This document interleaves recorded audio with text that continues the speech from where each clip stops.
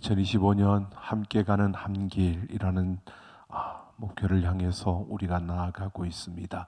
우리 그 첫걸음으로 1월부터 4월까지 우리는 말씀의 능력으로 새롭게 변화하는 우리의 걸음, 그래서 확신과 소망의 걸음을 우리가 내딛고 있습니다. 오늘은 호세아서 이 말씀을 통해서 소망의 문이라는 제목으로 우리 함께 나누려고 합니다. 각 문화에 따른 사람들의 행동 기준이 각각 다른 것을 보게 됩니다. 쉽게 우리가 보면 미국 사람들, 그들은 행동 기준이 양심과 죄의식입니다. 그래서 그들은 정직이라는 것을 굉장히 중요하게 여기고 다른 사람을 속인다는 것에 대해서 굉장히 크게 보는 것이 그들의 모습이고 그것이 그들의 행동의 기초가 되는 것을 봅니다. 여러분, 우리 가까운 이웃 일본 같은 경우는요, 염치, 즉 다른 사람들에게 폐를 끼치는 것을 굉장히 싫어하는, 자기들의 행동 기준이 결국 다른 사람에게 폐를 끼치지 않는 이러한 것에 신경을 쓰고 있어서 그분들이 굉장히 많이 스미마생, 죄송합니다를 굉장히 많이 하는 이러한 모습들을 보게 됩니다. 근데 결국 죄송하다라고 하는데 그것을 보면 내가 오히려 당당하게 어떠한 아픔을 당해서 내가 힘들어서 그렇게 할 수 있는 것도 가능한데, 죄송하다라고 하는 것은 내가 이렇게 이런 것을 통해서 당신에게 이런 폐를 끼쳐서 죄송하다라고 하는 이러한 것들을 보면 그들의 행동의 기준에 바로 그러한 모습들을 갖게 되는 것을 봅니다. 근데 우리는 어떨까? 우리 한국 사람들의 행동 기초를 사회학자들은 이렇게 말합니다. 안 걸리면 되는 것. 그러니까 안 걸리면 된다는 겁니다. 걸리면 안 되고 안 걸리면 되는 것. 이게 행동 기준이랍니다. 그래서 무엇을 하든지 안 걸리면 되는 것. 이게 우리 위에 이상하게 딱 그려져 있는 행동의 기초, 기준이 되어 있는 게 우리의 모습이라고 합니다. 그래서 어떤 것을 했을 때 걸리면 재수가 없는 거고 안 걸리면 재수 있는 거고, 그러니까 운이 좋았던 거고 운이 좋은 거고, 이렇게 따져가서 우리는 행동을 한다는 겁니다. 자, 그런데 어떤 행동 기준을 가지고 있든지 어느 민족이든지 어느 문화에 속해 있든지 사람이 가장 견디지 못하는 것이 있는데 그것은 바로 수치, 부끄러움이라는 겁니다. 그러니까 결국 어떤 기준을 따라 행동을 하든지 간에 그 사람들은 수치를 견디는 것을 제일 힘들어하고 어려워한다는 것을 말하는 것입니다. 오늘 10절 말씀을 보면 하나님이 이제 내가 그 수치를 그 사랑하는 자의 눈앞에 드러내리니라고 이렇게 말하고 있습니다. 이스라엘 백성들이 패역하고 하나님 앞에 불순종하는 이러한 행동을 멈추지 않고 계속 그 하나님으로부터 멀어지는 그러한 이스라엘 백성들을 보면서 하나님이 마지막으로 이렇게 말씀하는 겁니다. 그들의 수치를, 그들의 부끄러움을 드러내겠다. 그 수치를 드러나게 하시겠다라고 이렇게 말씀하고 있는 겁니다.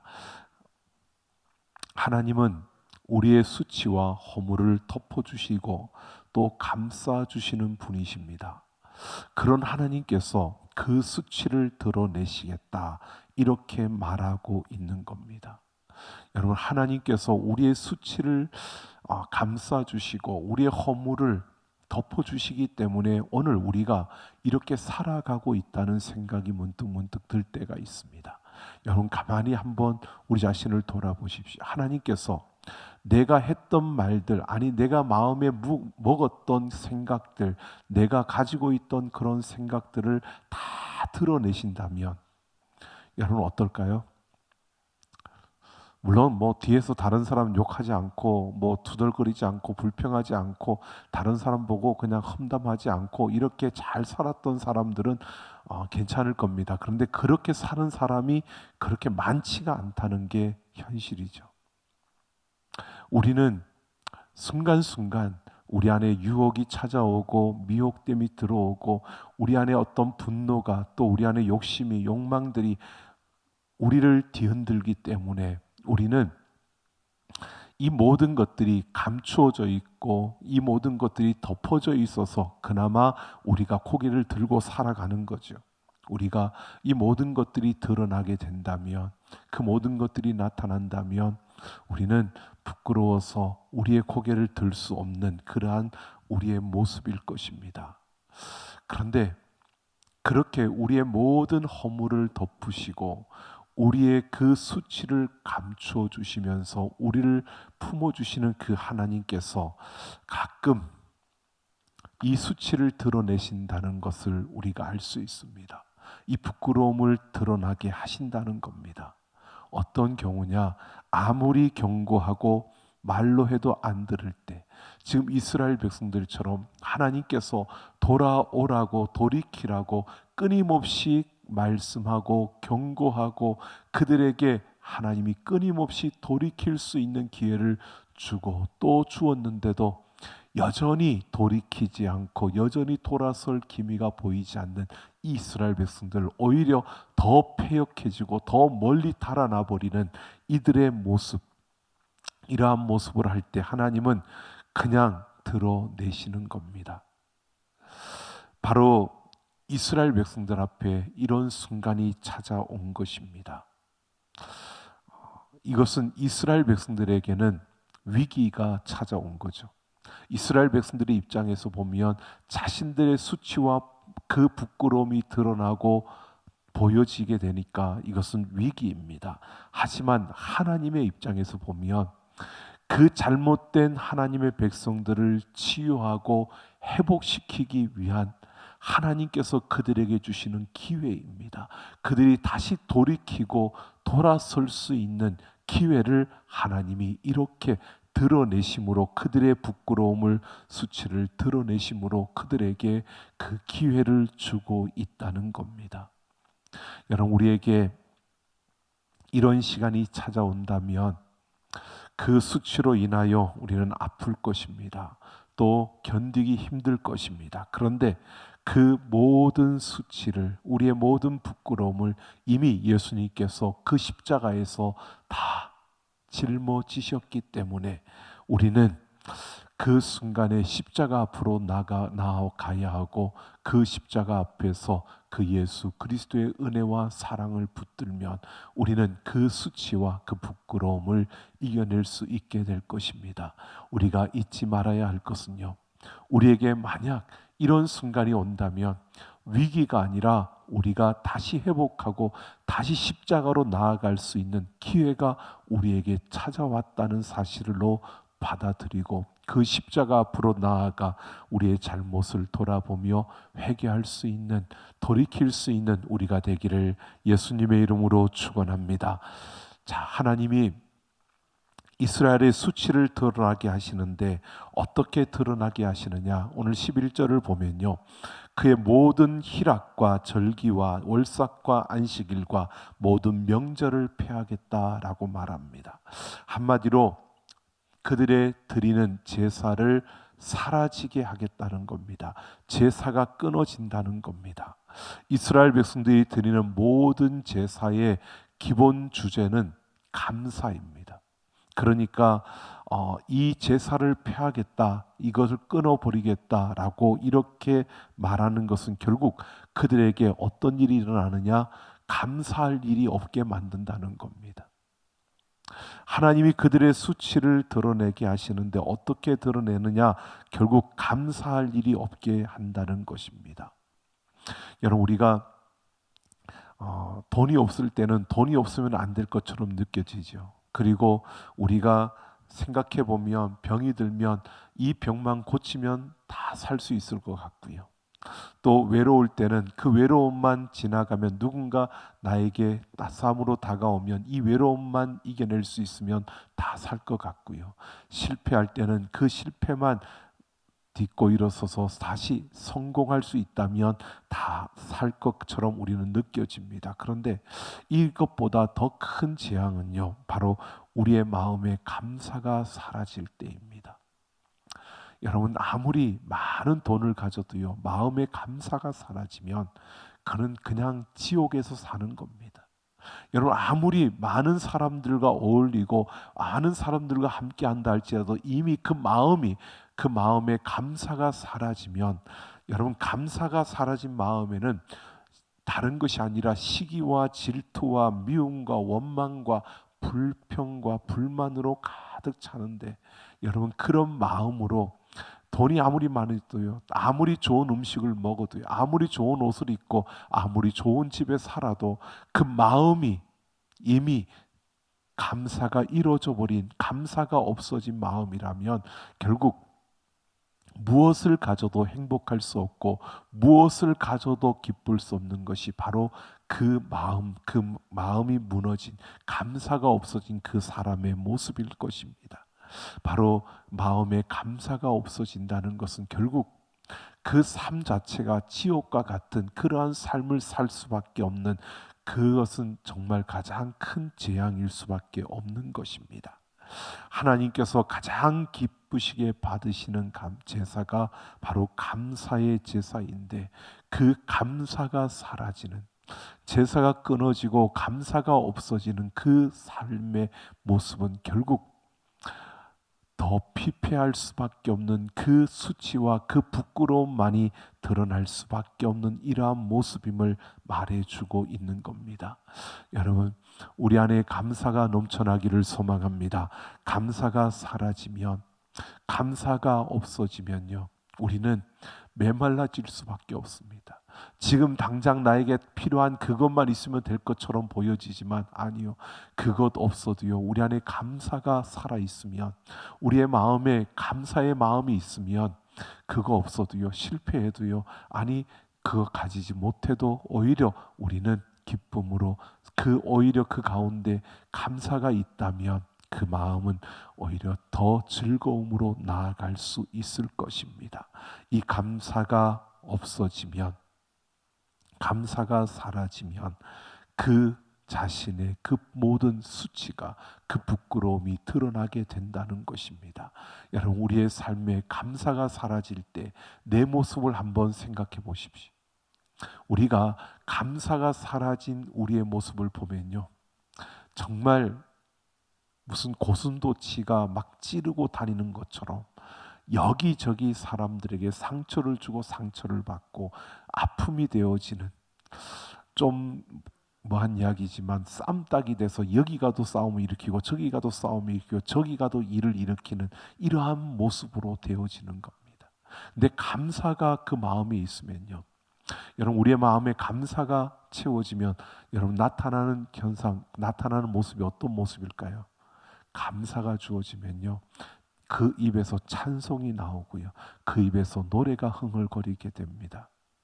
여러분 우리가 감사의 마음을 갖게 되면 우리 마음이 감사로 채워지면 우리는 언제나 그 흥에 넘치는 찬양이 노래가 우리 입술에서 끊이지 않는 것을 보게 됩니다. 찬양이 흘러나오는 거죠 우리의 걸음 속에서. 그래서 여러분 그러지 않습니까? 정말 찬양하며 감사하며 살아가는 그러한 성도들의 모습을 보고요 세상 사람들이 느끼는 것이 감사할 것도 없고 뭐 웃을 것도 없는 집안 같은데 어떻게 저기는 저렇게 감사하고 저렇게 웃으면서 사는지 모르겠다라고 이런 말들이 나오는 것이 바로 하나님의 자녀들은 가진 것으로 감사하는 것이 아니라 그 마음의 감사가 가득할 때 그 찬양과 기쁨과 그 웃음이 넘쳐나게 되기 때문입니다. 여러분 이 감사가 사라지면 그 부끄러움과 수치가 그 삶의 그 사람의 그 모난 그 부끄러움과 수치가 드러나게 된다는 것입니다. 또 12절을 보면 그 포도나무와 무화과나무를 거칠게 하여 수풀이 되게 하며 들짐승들에게 먹게 하리라 라고 합니다. 여러분 여기에서 포도나무와 무화과나무를 언급하는데요 이 나무들의 열매는 인생에게 주어지는 기쁨을 상징하는 겁니다. 그런데 거칠게 하여서 바로 수풀이 되게 하고 들짐승에게 먹게 한다라고 하는 것은 그 땅을 황폐하게 해서 기쁨이 끊어진다는 겁니다. 그 땅이 황폐해져서 그 인생이 누릴 기쁨이 없어지는 겁니다. 그 인생이 누릴 수 있는, 이 세상에서 우리가 살아가면서 누릴 수 있는 그러한 기쁨들이 있는데 그 기쁨이 끊어지게 하겠다는 겁니다. 그래서 수치가 드러나게 한다는 겁니다. 우리가 세상을 살아가면서 맺어야 될 열매들이 있는데 그 열매들, 그 무엇보다 우리에게 주어지는 그 기쁨의 열매가, 우리에게는 무언가 성취해서 얻어지는 그 기쁨, 무언가 이루어서 우리가 가질 수 있는 기쁨과 우리가 세상 가운데 함께하는 그 가운데서 주어지는 기쁨들, 이러한 모든 기쁨들을 우리가 누릴 수 있는데 그것들이 사라지게 하겠다는 겁니다. 그것들이 없어지게 함으로 우리에게 바로 기쁨이 끊어지는, 여러분, 이런 삶을 만들겠다는 겁니다. 여러분, 우리의 마음에 기쁨이 사라지면, 감사가 없어져도 우리가 정말 힘겨운 모습이 되지만 기쁨이 사라지면요, 그 기쁨이 사라지면 결국 그것은 우리에게는 정말 끔찍한 재앙이 될 것입니다. 잠언 17장 22절에 보면 마음의 즐거움은 양약이라도 심령의 근심은 뼈를 마르게 한다라고 합니다. 기쁨이 사라진 그 근심으로 가득 찬 그 마음은 어떻게 해요? 뼈를 상하게 하는 이러한 아픔이라는 것입니다.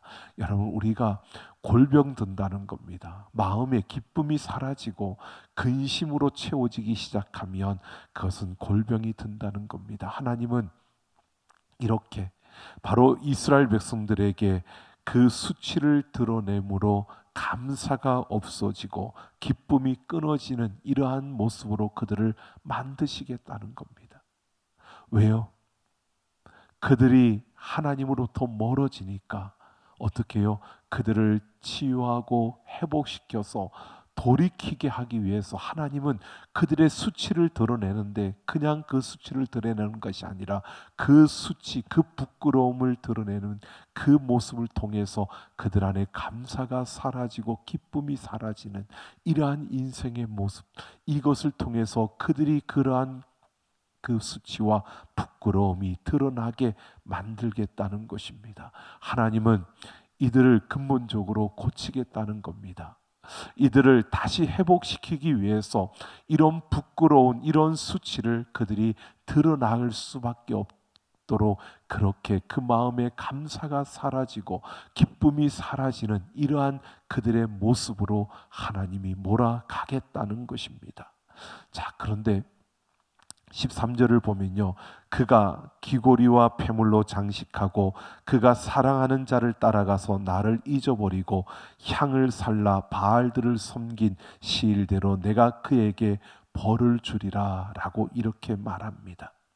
이스라엘 백성들이 귀고리와 폐물로 장식했다라고 말합니다. 이것은 하나님을 떠나서 다른 우상들을 섬겼다는 것입니다. 다른 것들을 더 좋아하고 다른 것들을 따르며 하나님 앞에 불순종하는데 적극적인 이러한 모습을 가지고 살았다는 것입니다. 그들은 헛된 것을 추구하고 그 헛된 것을 위해서 자신들의 전부를 투자하며 거기에 전심으로 달리는 이러한 모습, 죽는 죽음의 길인 줄도 모르고 그들은 그 길로 힘차게 달려갔다는 것입니다. 그런데 하나님이 이것을 강력하게 막지 않으시고 이것을 허용하시는 겁니다. 그들이 그렇게 가도록 그냥 놔두시고요, 그들이 그렇게 간 그 날대로 내가 그에게 벌을 주리라 라고 이렇게 말하고 있는 겁니다.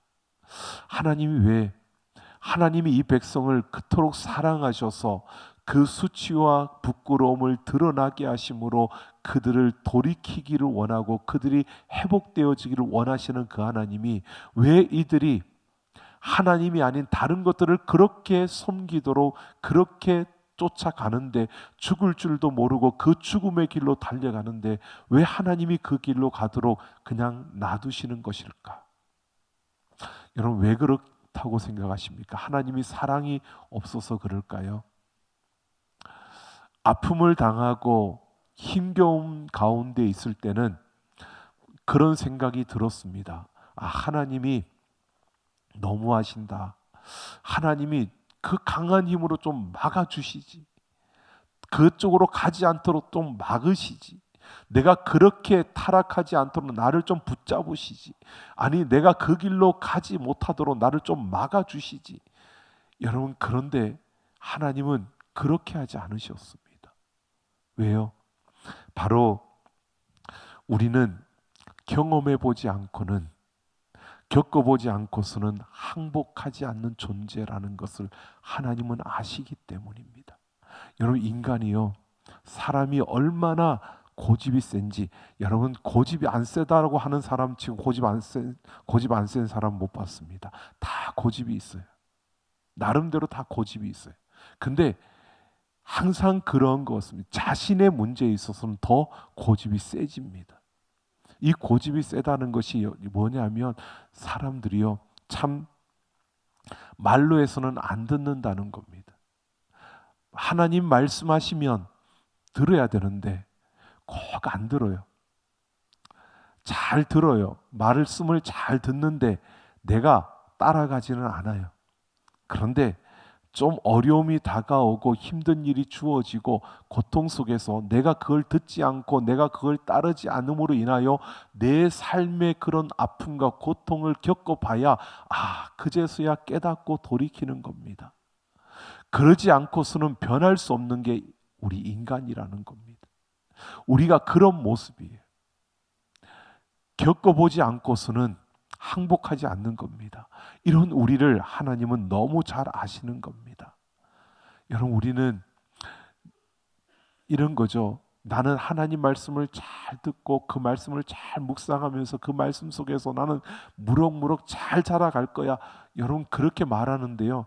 정말 그런가라는 생각을 해보십시오. 여러분 하나님 말씀을 읽고 그 말씀을 붙들고 그 말씀 속에서 내가 살아가는 그 삶이요. 그렇게 쉽게 여러분 우리한테 주어지지 않고 또 우리가 그렇게 쉽게 잘 배우는 그런 존재도 아닙니다. 금방 잊어버리고요. 금방 또 생각 놓고요. 금방 또 다른 생각하고요. 여러분 이게 우리의 모습이라는 겁니다. 잘 안 받아들이는 겁니다. 우리가 그렇게 하면 좋은 것 알아 하면서도 받아들이지 않는 겁니다. 그래서 오늘 14절을 보면 내가 그들을 타일러 거친 들로 데리고 가서 말로 위로하고 라고 이렇게 말합니다. 여기서 타일러라고 하는 이 말은요 꼬신다라고 하는 의미입니다. 그러니까 잘 안 받아들이는 우리를 하나님이 꼬드기겠다는 겁니다. 잘 안 받아들이는 우리를 꼬드겨서 거친 들로 데리고 간다는 겁니다. 여러분 이것은 이런 의미입니다. 우리가 인생길을 걷다가 갑자기 돌풍을 만나고 폭풍을 만날 때가 있습니다. 여러분 그냥 우리가 돌풍과 폭풍우를 만나는 게 아니라 하나님이 우리를 꼬드겨서 그 거친 들로 데리고 가신다는 겁니다.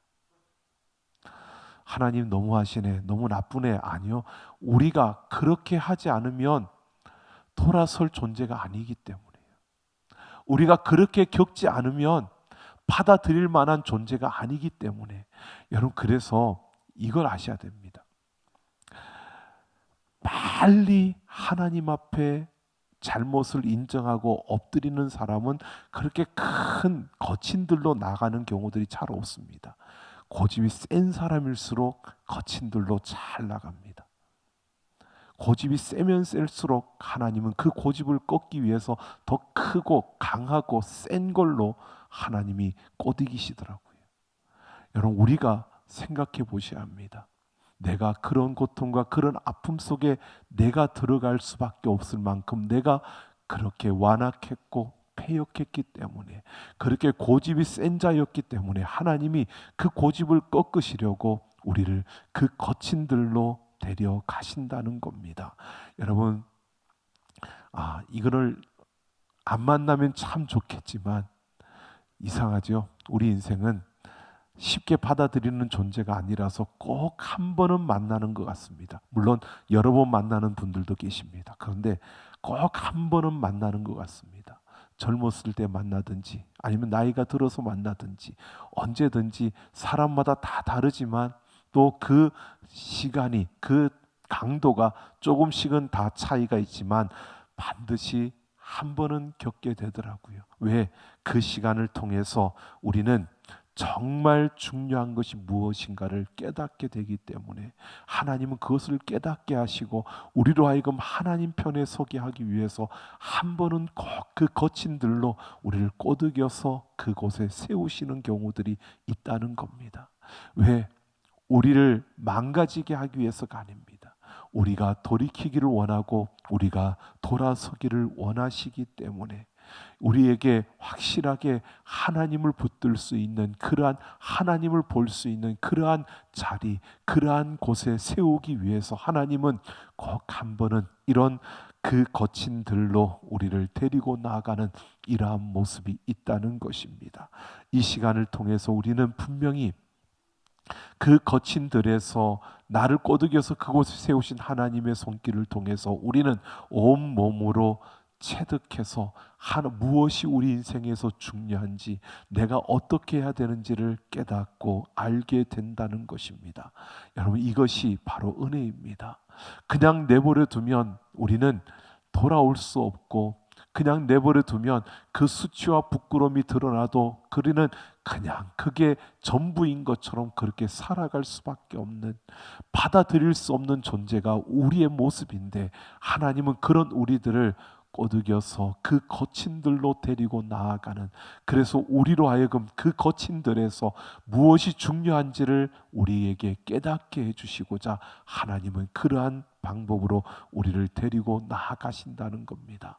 그래서 15절을 보면 거기서 비로소 그의 포도원을 그에게 주고 악월 골짜기로 소망의 문을 삼아준다라고 이렇게 말하고 있습니다. 여러분, 악월 골짜기로 소망의 문을 삼는다. 이 악월 골짜기는 우리 이번 주일날 또 한번 나올 말씀인데요.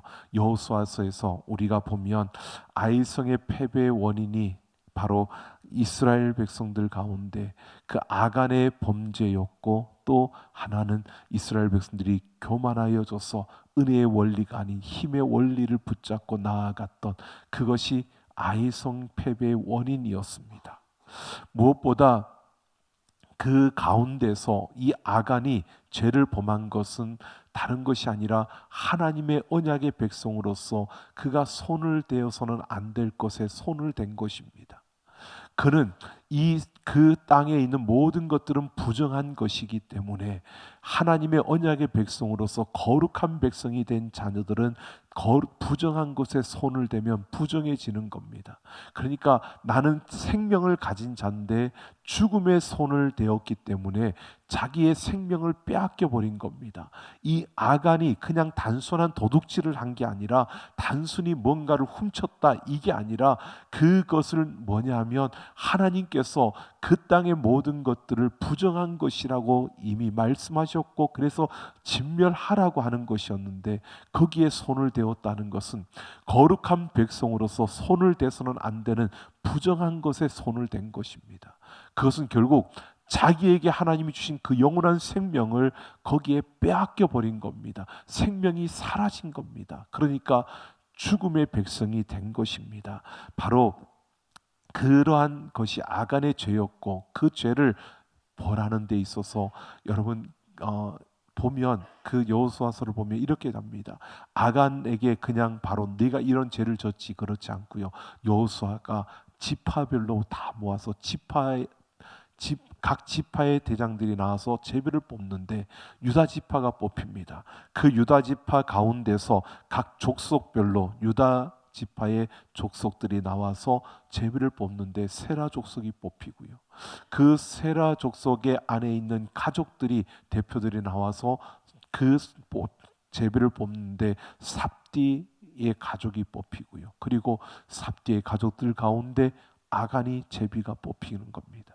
여러분, 그냥 하나님께서 아간을 지목하면 되는데 왜 각 지파 이스라엘 모든 지파가 나와서 제비를 뽑고 그리고 그 가문이 나와서 그리고 그 가족들이 나와서 이렇게 제비를 뽑는 이유는요, 바로 아간 한 사람의 죄가 아니라 그 죄가 바로 공동체 모두의 죄라는 것을 말해주고 있는 겁니다. 그래서 그 아간과 그 가족들과 그의 모든 소유물들, 그가 소유했던 가축들까지 이 모든 것을 아골 골짜기로 가져다가 그곳에 돌무더기로 쌓는 이 모습을 보여줍니다. 그리고 그 아골 골짜기를 괴로움의 골짜기라고 불렀습니다. 죄로 말미암아 죽을 수밖에 없는, 영원한 생명이 아니라 영원한 지옥에 들어가는 자들, 죽음의 사람들을 말하는 겁니다. 언약의 백성으로서의 그 생명을 빼앗겨버린 죽은 자입니다. 영원히 생명을 잃어버린 자, 그가 아간이 된 겁니다. 그 아간을 아골 골짜기에 묻었습니다. 그리고 돌무더기를 쌓았습니다. 이것은 영원한 죽음, 지옥을 말하는 겁니다. 그 아골 골짜기를 소망의 문으로 삼는다라고 이렇게 말하는 겁니다.